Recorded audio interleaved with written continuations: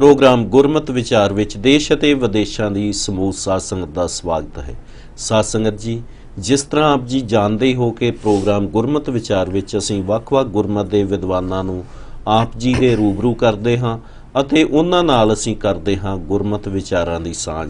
साडे अज दे इस प्रोग्राम विच पहुंचे हुए हैं सरदार बलजीत सिंह जी, जो कि बड़े सुलझे हुए गुरमत के लेखक हैं अते जिन्हां ने एक किताब जो मेरे हत्थ विच है आन ते शान दी प्रतीक दस्तार, ये भी किताब बहुत सुंदर लिखी है। तो इस ही किताब के आधारित सिख दस्तार का की महत्व है, इस विषय ते असीं करते हाँ गुरमत विचारां दी सांझ भाई बलजीत सिंह जी दे नाल। वीर जीओ, प्रोग्राम गुरमत विचार विच आप जी का स्वागत है। वाहिगुरु जी का खालसा, वाहिगुरु जी की फतेह। केसां दस्तारां नाल तेरी सरदारी खालसा, रखी इनू जान तो प्यारी खालसा। ये जिहड़ी साडी जान तो प्यारी दस्तार है, इसका इतिहास वीर जी कित्थों शुरू हुंदा है? तुसीं बड़ा वधिया सवाल शुरू किया। दस्तार का जिहड़ा इतिहास है बहुत ही पुराना, बहुत ही निवेकला, बहुत ही दिलचस्प और बहुत ही गुंझलदार है जी। कहण दा भाव इन्हों जिहड़े जिहड़े विषयां दे नाल आपां पक्खां नाल दस्तार दे इतिहास नूं देखांगे, ये सानूं उसे तरह नज़र आऊगा जी जेकर आपां इहनूं विग्यानक नज़रिए ना देखीए।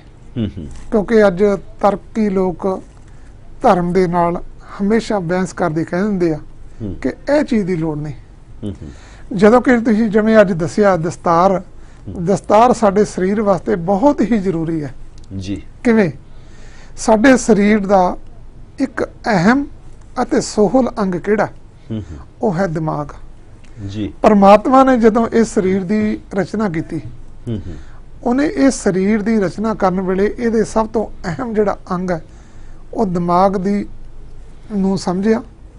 वो दिमाग की सुरक्षा वास्ते इन्हें उहदे आले दुआले परमात्मा ने एक मजबूत खोपड़ी बनाई।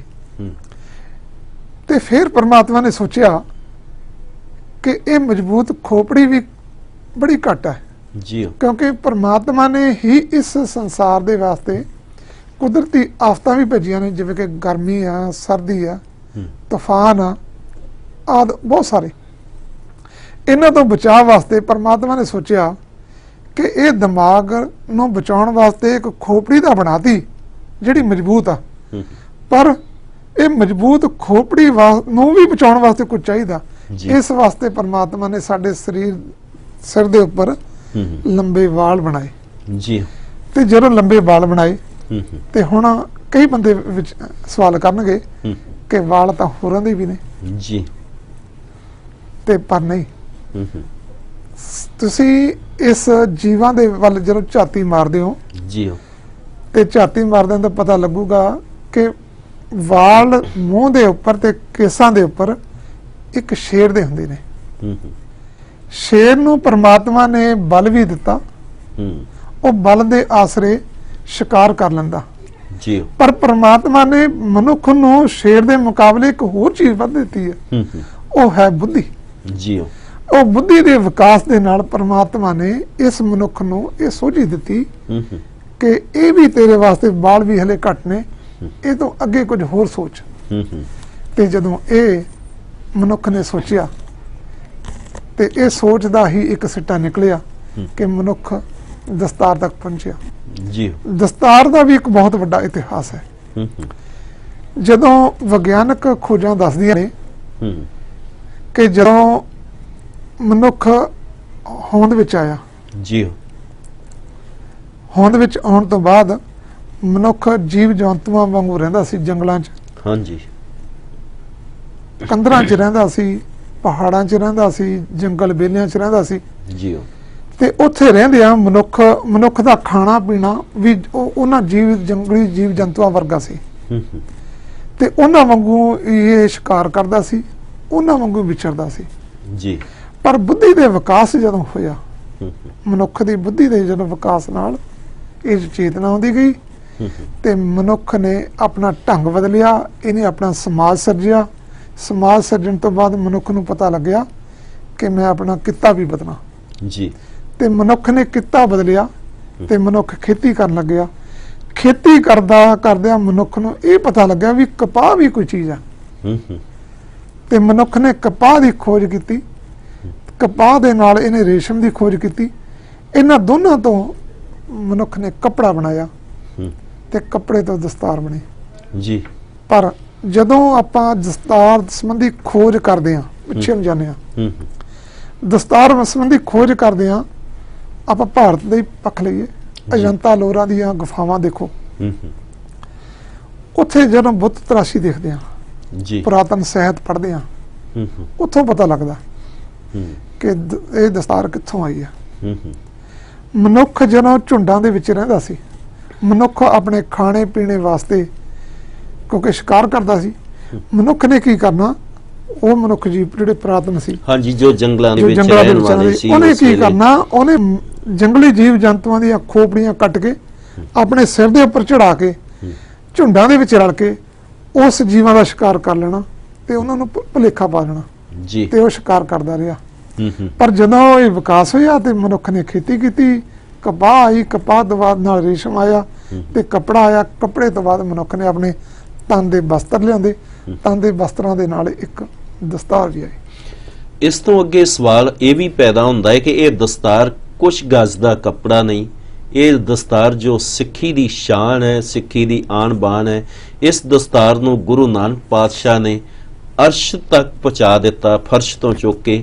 ਪਰ ਇਸ ਤੋਂ ਪਹਿਲੇ ਅਸੀਂ ਇਹ ਵੀ ਜਾਣਦੇ ਹਾਂ ਕਿ ਇਹ ਦਸਤਾਰ ਹੈ ਜਿਹੜੀ, ਇਹ ਬਾਕੀ ਕਿਹੜੇ-ਕਿਹੜੇ ਦੇਸ਼ਾਂ ਦੇ ਵਿੱਚ ਸਜਾਈ ਜਾਂਦੀ ਹੈ ਔਰ ਉੱਥੇ ਦਾ ਕੀ ਸਟੇਟਸ ਹੈ? ਹਾਂਜੀ, ਦਸਤਾਰ ਦਾ ਇਤਿਹਾਸ ਬੜਾ ਪੁਰਾਣਾ, ਜਿਵੇਂ ਆਪਾਂ ਪਹਿਲਾਂ ਜ਼ਿਕਰ ਕੀਤਾ। ਜੇਕਰ ਆਪਾਂ ਇਹ ਖੋਜ ਕਰੀਏ ਕਿ ਕਿਹੜੀ ਤਰੀਕ ਤੋਂ, ਕਿਹੜੇ ਸਥਾਨ ਤੋਂ ਇਹ ਦਸਤਾਰ ਆਈ, ਇਹਦੇ ਬਾਰੇ ਨਹੀਂ ਪਤਾ ਲੱਗਦਾ ਜੀ। ਪਰ ਪੁਰਾਤਨ ਇਤਿਹਾਸ ਇਹਦਾ ਬਹੁਤ ਵੱਡਾ।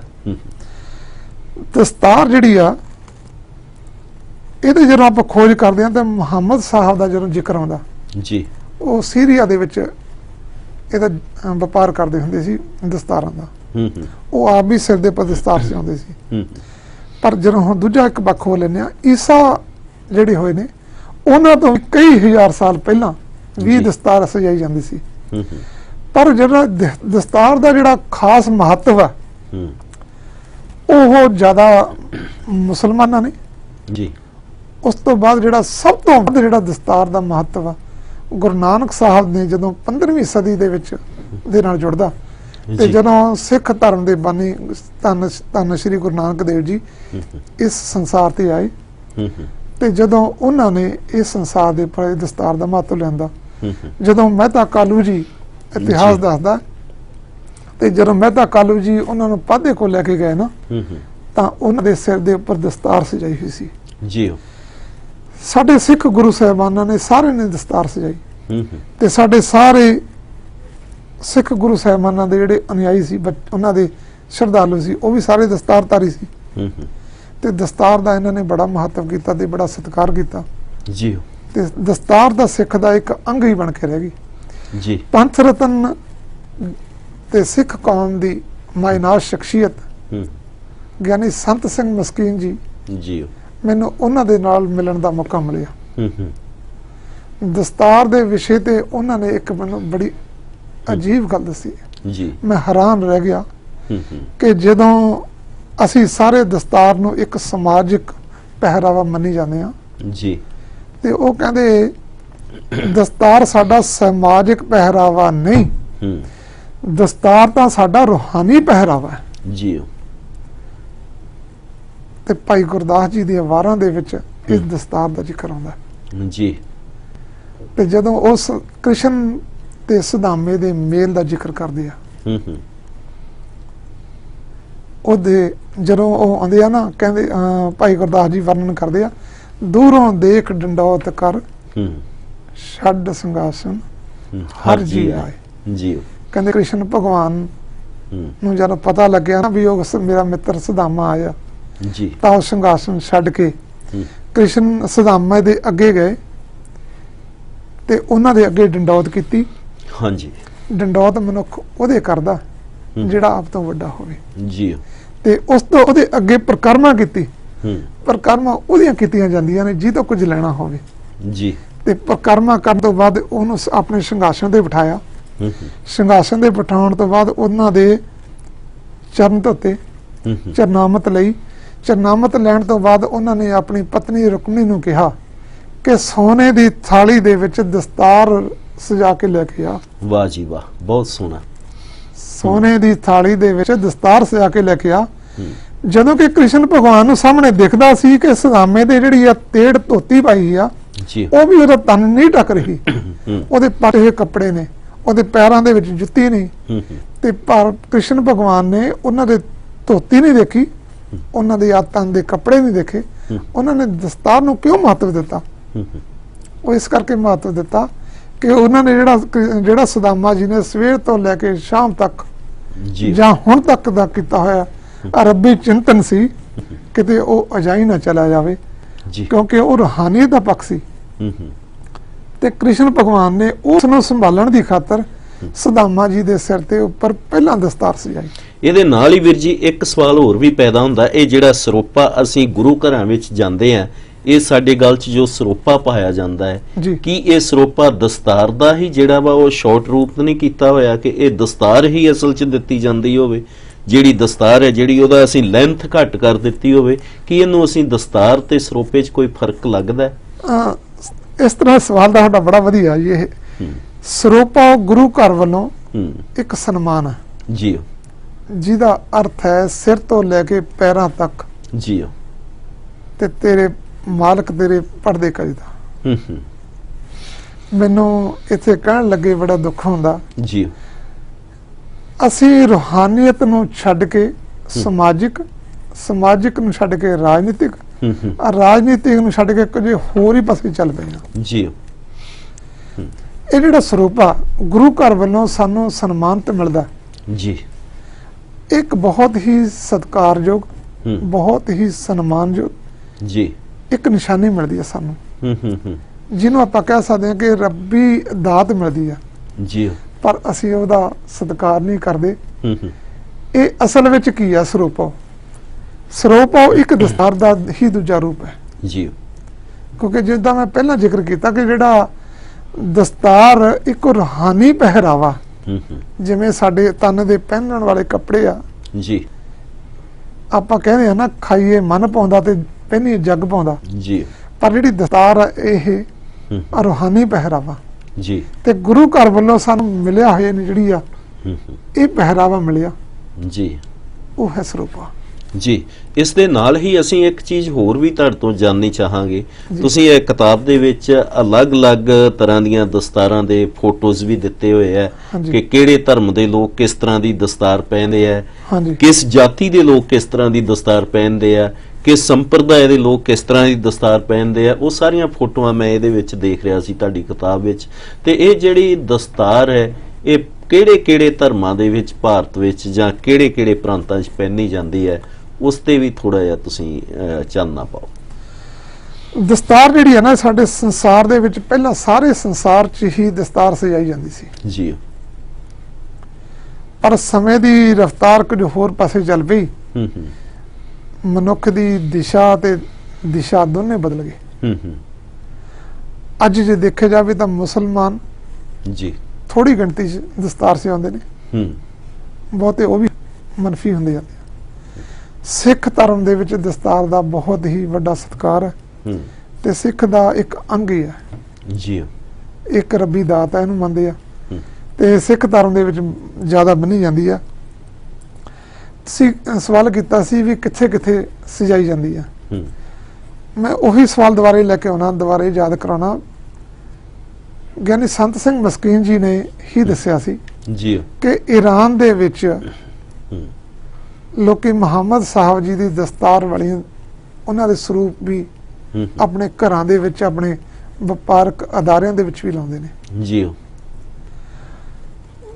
ਮੁਹੰਮਦ ਸਾਹਿਬ ਦੇ ਜਿਹੜੇ ਅਨੁਯਾਈ ਨੇ, ਜੀ, ਮੁਸਲਮਾਨ ਲੋਕ ਨੇ, ਉਹ ਦਸਤਾਰ ਦਾ ਬੜਾ ਸਤਿਕਾਰ ਕਰਦੇ ਆ। ਜਦੋਂ ਅਸੀਂ ਅਰਬ ਕੰਟਰੀਆਂ ਵੱਲ ਜਾਂਦੇ ਆ ਤਾਂ ਉਧਰ ਲੋਕ ਦਸਤਾਰ ਸਜਾਉਂਦੇ ਆ। ਜੀ। ਤੇ ਜਦੋਂ ਅਸੀਂ ਯੂਰਪ ਦੇ ਵਿੱਚ ਜਾਂਦੇ ਆ, ਉੱਥੇ ਦਸਤਾਰ ਦਾ ਇੱਕ ਦੂਜਾ ਰੂਪ ਆ ਉਹ ਕੱਪੜੇ ਵਾਂਗੂ ਸਿਰ ਤੇ ਸਿਰ ਢੱਕਦੇ ਆ। ਜੀ।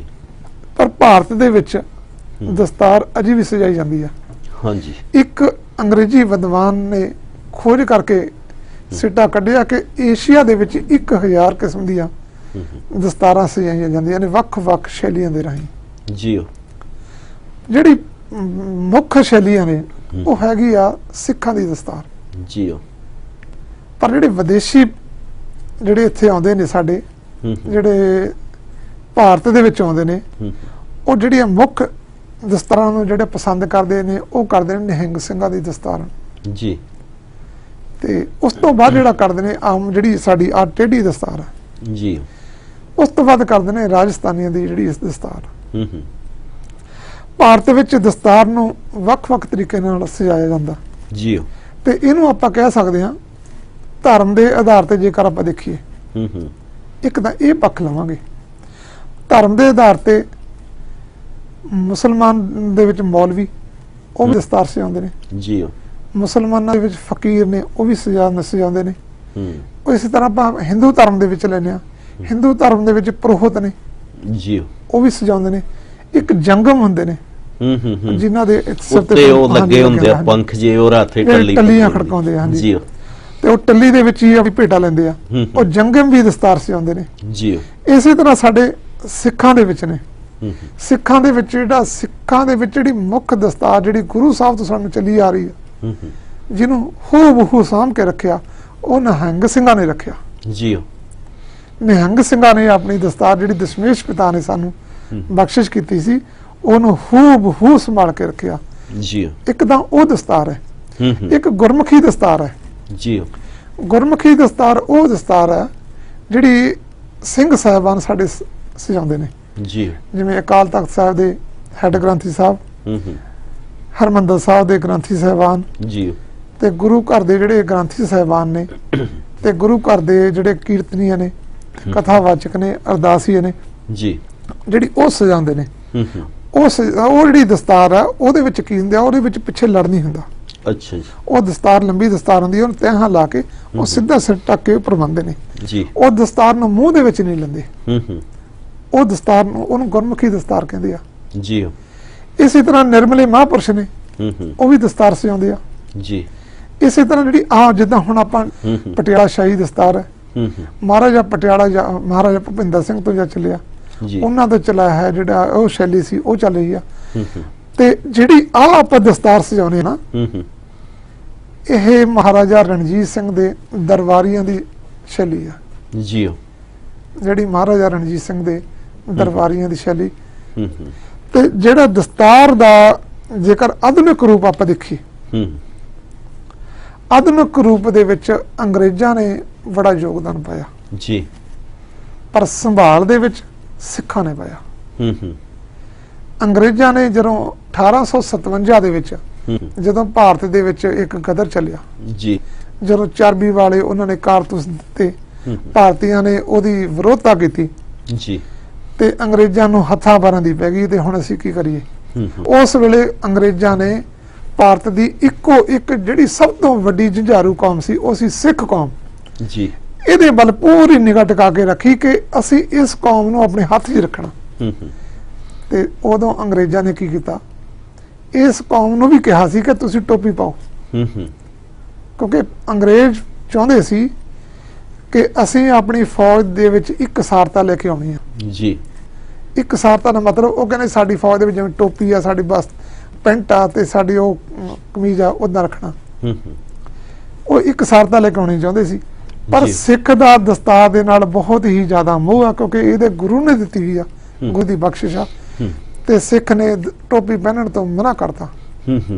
ਅੰਗਰੇਜ਼ਾਂ ਨੇ ਡਰਾਵੇ ਵੀ ਦਿੱਤੇ, ਅੰਗਰੇਜ਼ਾਂ ਨੇ ਲਾਲਚ ਵੀ ਦਿੱਤਾ, ਤੇ ਸਿੱਖਾਂ ਨੇ ਇੱਕੋ ਇੱਕ ਗੱਲ ਕਹੀ ਕਿ ਅਸੀਂ ਨੌਕਰੀ ਕਰਨੀ ਆ ਤਾਂ ਦਸਤਾਰ ਨਾਲ ਕਰਨੀ ਆ, ਤੇ ਵਰਨਾ ਅਸੀਂ ਨੌਕਰੀ ਨਹੀਂ ਕਰਨੀ। ਇੱਥੇ ਮੈਂ ਇੱਕ ਹੋਰ ਵੀ ਚੀਜ਼ ਦਰਸ਼ਕਾਂ ਨੂੰ ਦੱਸਣੀ ਚਾਹਾਂਗਾ।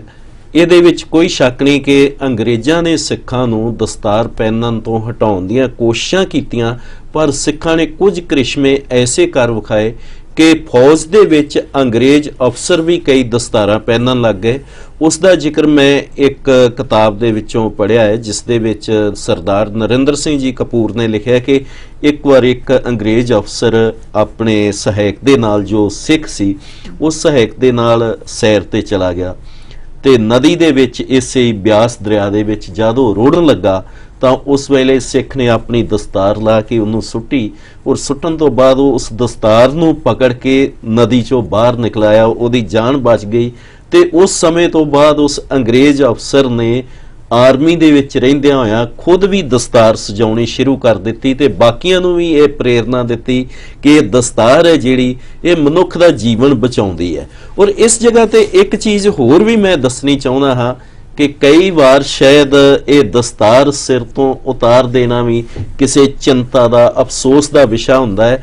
ਜਿਸ ਤਰ੍ਹਾਂ ਕਿ ਇੱਕ ਜਗ੍ਹਾ ਤੇ ਕੀ ਹੋਇਆ ਕਿ ਇੱਕ ਲਾਲਾ ਜੀ ਵਾਪਸ ਆ ਰਹੇ ਸੀਗੇ ਇਸ਼ਨਾਨ ਕਰਕੇ, ਪਰ ਆਉਂਦਿਆਂ ਹੋਇਆਂ ਉਹਨਾਂ ਦੇ ਸਿਰ ਤੇ ਦਸਤਾਰ ਨਾ ਰਹੀ, ਛੱਡ ਆਏ, ਭੁੱਲ ਆਏ, ਕੁਛ ਹੋ ਗਿਆ ਤੇ ਘਰ ਉਹਦੀ ਨੂੰਹ ਨੇ ਰੋਣਾ ਸ਼ੁਰੂ ਕਰ ਦਿੱਤਾ ਕਿ ਜੋ ਲਾਲਾ ਜੀ ਨੰਗੇ ਸਿਰ ਆ ਰਹੇ ਆ, ਕਿਤੇ ਕੋਈ ਮਾੜੀ ਘਟਨਾ ਵਾਪਰ ਗਈ ਹੈ। ਉਹਨੂੰ ਦੇਖ ਕੇ ਲਾਲਾ ਜੀ ਨੇ ਵੀ ਸੋਚਿਆ ਕਿ ਸ਼ਾਇਦ ਘਰ ਕੋਈ ਬੁਰੀ ਖਬਰ ਆ ਗਈ ਹੈ, ਜਿਹੜੇ ਰੋ ਰਹੇ ਆ। ਲਾਲਾ ਜੀ ਸਾਰੇ ਅਫਸੋਸ 'ਚ ਬੈਠ ਗਏ। ਜਦੋਂ ਨੈਣ ਆਈ ਕਿ ਕਿਹਦੇ ਵੈਨ ਪਾਈਏ ਤੇ ਉਦੋਂ ਗੱਲ ਉਗੜੀ ਕਿ ਵੈਨ ਕਿਸੇ ਦੇ ਨਹੀਂ ਪਾਉਣੇ, ਲਾਲਾ ਜੀ ਦਸਤਾਰ ਭੁੱਲ ਆਏ ਸੀ। ਦਸਤਾਰ ਦਾ ਇਹ ਇਤਿਹਾਸ ਬਹੁਤ ਵੱਡਾ ਹੈ ਤੇ ਇਸ ਦੇ ਵਿੱਚ ਜਿਹੜੀ ਅਗਲੀ ਚੀਜ਼ ਆਉਂਦੀ ਹੈ ਵੀਰ ਜੀ, ਇਸ ਖਾਲਸੇ ਦੀ ਦਸਤਾਰ ਨੇ ਗੁਰੂ ਨਾਨਕ ਪਾਤਸ਼ਾਹ ਜੀ ਦੇ ਸਮੇਂ ਤੋਂ ਲੈ ਕੇ ਬੜੀ ਉਤਾਰ ਚੜਾ ਦੇਖੇ ਹੈ। ਹਾਂਜੀ, ਕਿਤੇ ਇਹ ਦਸਤਾਰ ਤੱਤੀ ਤਵੀ ਤੇ ਲਾਹੌਰ ਵਿੱਚ ਬੈਠੀ ਹੈ, ਕਿਤੇ ਇਹ ਦਸਤਾਰ ਨੇ ਚਾਂਦਨੀ ਚੌਂਕ ਦੇ ਸਾਕੇ ਵੇਖੇ ਹੈ, ਕਿਤੇ ਇਸ ਦਸਤਾਰ ਨੇ ਸਰਹੰਦ ਦੀਆਂ ਦੀਵਾਰਾਂ ਤੇ ਚਮਕੌਰ ਦੀ ਗੜੀ ਦੇ ਮੁਕਾਬਲੇ ਦੇਖੇ ਹੈ, ਔਰ ਕਿਤੇ ਇਹ ਦਸਤਾਰ ਮਹਾਰਾਜਾ ਰਣਜੀਤ ਸਿੰਘ ਦੇ ਰੂਪ ਵਿੱਚ ਖਾਲਸਾ ਰਾਜ ਦੇ ਵੀ ਦਰਸ਼ਨ ਕਰਦੀ ਹੈ। ਇਸ ਦਸਤਾਰ ਤੇ ਕਿਉਂਕਿ ਸਮਾਂ ਇਜਾਜ਼ਤ ਨਹੀਂ ਦਿੰਦਾ, ਸੰਖੇਪ ਦੇ ਵਿੱਚ ਇਹ ਜੋ ਵਿਚਾਰਾਂ ਹੈ ਅਸੀਂ ਅਗਲੇ ਪ੍ਰੋਗਰਾਮ ਵਿੱਚ ਵਿਸਥਾਰ ਸਹਿਤ ਕਰਾਂਗੇ। ਤੇ ਹੁਣ ਤੁਸੀਂ ਥੋੜਾ ਜਿਹਾ ਇਸ ਦਸਤਾਰ ਦੇ ਉਹ ਝਲਕਾਂ ਵਿਖਾਓ। ਦਸਤਾਰ ਜਿਹੜਾ ਹੈ ਨਾ, ਕੋਈ ਸਮਾਂ ਸੀ ਮਹਾਰਾਜਾ ਰਣਜੀਤ ਸਿੰਘ ਦੀ ਫੌਜ ਦੇ ਵਿੱਚ ਅੰਗਰੇਜ਼ੀ ਅਫਸਰ ਵੀ ਦਸਤਾਰ ਸਜਾਉਂਦਾ ਸੀ। ਅੱਜ ਸਾਡੇ ਪੰਜਾਬ ਪੁਲਿਸ ਦੇ ਸਿਪਾਹੀ ਜਿਹੜੀ ਸਿਰ ਤੇ ਦਸਤਾਰ ਸਜਾਉਂਦੇ ਨੇ ਤੇ ਉਹ ਵੀ ਹਰ ਰੋਜ਼ ਨਹੀਂ ਸਜਾਉਂਦੇ, ਉਹਦੇ ਪਿੱਛੇ ਵੀ ਇੱਕ ਕਾਰਨ ਬਣ ਜਾਂਦਾ ਜੀ। ਦਸਤਾਰ ਦਾ ਜਿਹੜਾ ਇਤਿਹਾਸ ਹੈ ਬੜਾ ਹੀ ਅਜੀਬ ਹੈ ਜੀ। ਦਸਤਾਰ ਨੂੰ ਇੱਥੇ ਤੱਕ ਪਹੁੰਚਣ ਲਈ ਬਹੁਤ ਮਿਹਨਤ ਕਰਨੀ ਪਈ। ਮਨੁੱਖ ਦੇ ਵਸਤਰਾਂ ਦਾ ਇੱਕ ਅਹਿਮ ਅੰਗ ਬਣਾਉਣ ਵਾਸਤੇ ਦਸਤਾਰ ਨੂੰ ਬਹੁਤ ਹੀ ਘਾਲਣਾ ਕਰਨੀ ਪਈ। ਮਨੁੱਖ ਨੇ ਇਹਦੀ ਕਦਰ ਨਹੀਂ ਕੀਤੀ। ਮੈਂ ਤਾਂ ਇਹ ਕਹਿਣਾ ਵੀ ਸਾਡੇ ਸਿੱਖਾਂ ਨੇ ਇਹਦੀ ਕਦਰ ਨਹੀਂ ਕੀਤੀ। ਦਸਤਾਰ ਦਾ ਸਾਡੇ ਵਾਸਤੇ ਬਹੁਤ ਵੱਡੀ ਦੇਣ ਹੈ ਜੀ। ਗੁਰੂ ਸਾਹਿਬ ਨੇ ਆਪਣੀ ਦਸਤਾਰ ਭਾਈ ਸਾਹਿਬ ਸਿੰਘ ਨੂੰ ਦਿੱਤੀ ਸੀ ਤੇ ਅੱਜ ਇੱਕੋ ਇੱਕ ਰੂਪ ਆ ਸਾਡਾ ਸਿੰਘ ਤੇ ਜਿਹੜਾ ਗੁਰੂ ਦਾ ਰੂਪ ਹੈ ਜੀ। ਗੁਰੂ ਨੇ ਆਪਣੀ ਦਸਤਾਰ ਆਪਣੇ ਸਿੱਖ ਨੂੰ ਦਿੱਤੀ। ਕਿਸੇ ਵੀ ਧਰਮ ਦੇ ਵਿੱਚ ਗੁਰੂ ਆਪਣੀ ਦਸਤਾਰ ਕਿਸੇ ਹੋਰ ਆਪਣੇ ਸਿੱਖ ਨੂੰ ਨਹੀਂ ਦਿੰਦਾ ਜੀ।